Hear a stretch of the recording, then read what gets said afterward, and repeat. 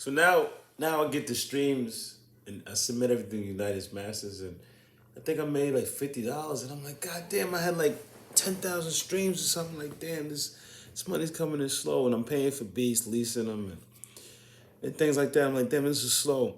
But I'm doing it for the love and the art and the craft, trust me.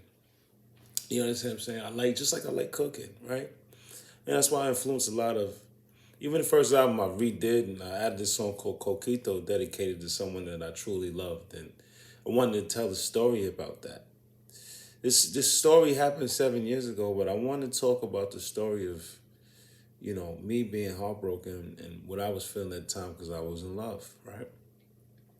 So I started this album called Hookah Heartbreaks and I have a close friend where I put her son on there because I just wanted to embrace the younger version of myself.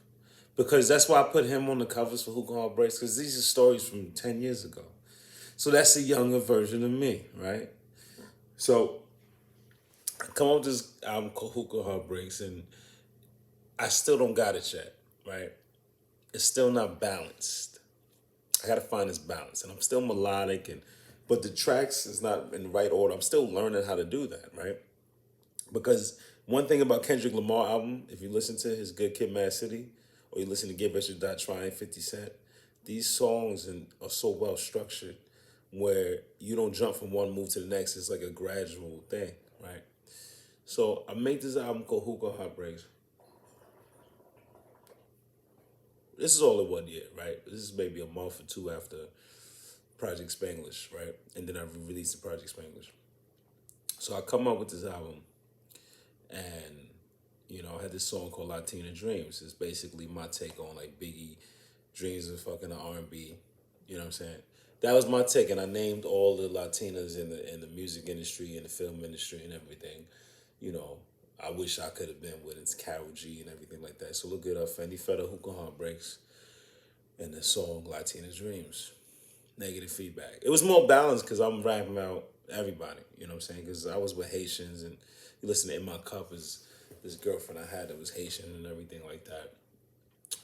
But then I dive into you know,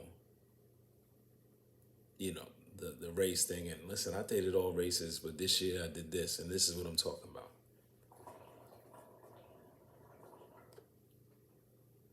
So we do this Hookah Heartbreaks. This is the first time I dealt with Pasha 2 times, right? He's a phenomenal engineer. And he made me come up with my character, made me dive into my character rather. And I had like 5 different producers I enjoyed that I still use to this day. And we started doing the Scrooge and Chop thing, and I dedicated songs to my friends. And I always shout out my friends. I'm always, because the way I make music is I go through something, I might be hurt, cry, or mad about it, then I put it on the record. So now we doing this. So I toned it down because the first album was 20 tracks. So I'm gonna just do 11 because JL like, yo, you got too many tracks. You're not Kanye. Right? You can't do that.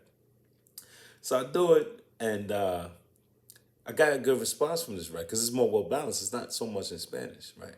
It's more English and everything, but I'm dibbling and dabbling into my style. But this is the more sensitive side of Fendi Feta, right? So we do this album. It's phenomenal. Production was phenomenal, and before I did the album, in the middle of Project Spanglish, J.O. hits me, say, yo, that's you rapping? He said, yo, we need to get together. And that's when he introduced me to Pasha 2 times. And the first 2 records was Part of Me and How I Like. Wasn't the best records, but we built this chemistry after a while because J.O. didn't understand. And he said to me, he said, I need to rap more like Fetty Feta.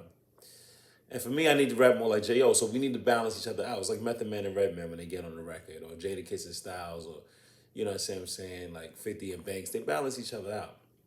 French Montana, Max B. These are phenomenal collaborations and people who do music together, songs and albums.